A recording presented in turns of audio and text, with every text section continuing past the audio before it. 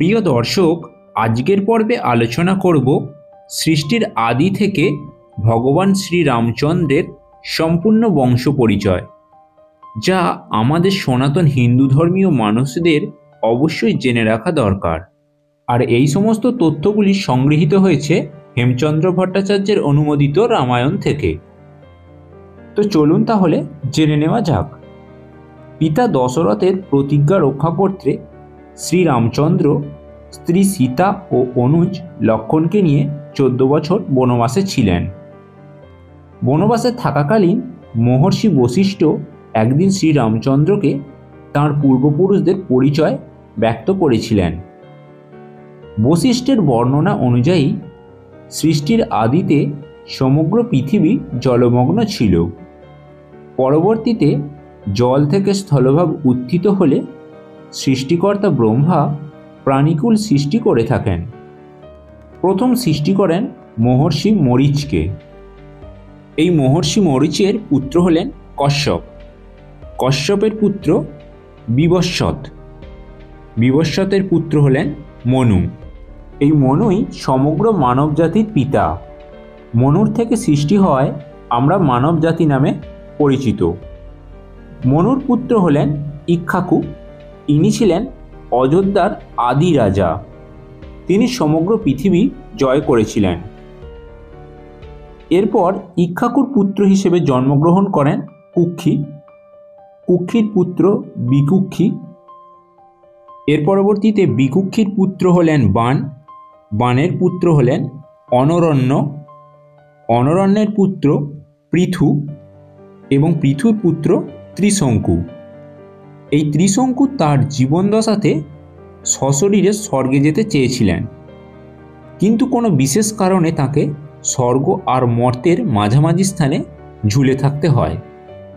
এজন্য কোনো কিছুর ফলাফল অমীমাংসিত থাকলে সেটিকে ত্রিশঙ্কু বলা হয়ে থাকে। এখান থেকেই ত্রিশঙ্কু কথাটি এসেছে। এর পরবর্তীতে ত্রিশঙ্কুর পুত্র হলেন ধুন্ধুমার। আর এই ধুন্ধুমার থেকেই ধুন্ধুমার কাণ্ড কথাটি প্রচলিত হয়েছে। এর পরবর্তীতে ধুন্ধুমারের পুত্র হলেন যুবন্যাস এবং যুবন্যাসের পুত্র মান্ধাতা। এই মান্ধাতা থেকেই মান্ধাতা আমল প্রবাদ প্রবচনটি এসেছে। এরপর মান্ধাতার পুত্র হলেন সুসন্ধি ও সুসন্ধির পুত্র ধ্রুবসন্ধি। ধ্রুবসন্ধির পুত্র হলেন অসিত এবং অসিতের পুত্র হলেন সগর। এই সগর রাজার নাম অনুসারেই গঙ্গাসাগরের সাগরদ্বীপটি নামকরণ হয়েছে। এই সগর রাজার পুত্র হলেন অসমঞ্জ এবং অসমঞ্জের পুত্র হলেন অংশুমান। এরপরে অংশুমানের পুত্র হলেন দিলীপ এবং দিলীপের পুত্র হলেন ভগীরথ। এই ভগীরথই গঙ্গাদেবীকে স্বর্গ থেকে মর্তে নিয়ে আসেন তপস্যা বলে, তাই গঙ্গার অপর নাম ভাগীরথী। এর পরবর্তী ভগীরথের পুত্র হলেন ককুৎস এবং ককুৎসের পুত্র হলেন রঘু। এই রঘুর নাম অনুসারেই তার বংশের নাম হয়ে থাকে রঘুবংশ। রঘুর পুত্র নাম হলেন প্রবিদ্ধ এবং প্রবিদ্রর পুত্র হলেন শঙ্খন। শঙ্খনের পুত্র হলেন সুদর্শন এবং সুদর্শনের পুত্র হলেন অগ্নিবর্ণ। অগ্নিবর্ণের পুত্র হলেন শিঘর্গ এবং শিঘর্গের পুত্র মরু। মরুর পুত্র হলেন প্রশুশ্রক এবং প্রশুশ্রকের পুত্র অম্বরীশ। অম্বরীশের পুত্র হলেন নহুষ এবং নহুষের পুত্র যজাতি। যজাতির পুত্র হলেন নাভাগ। নাভাগের পুত্র অজ এবং অজের পুত্র হলেন রাজা দশরথ এবং দশরথের পুত্র হলেন ভগবান শ্রী রামচন্দ্র। তো প্রিয় দর্শক, রামায়ণের অনেকগুলি সংস্করণ রয়েছে, তার কোনোটি একে অপরের সাথে হুবহু এক নয়।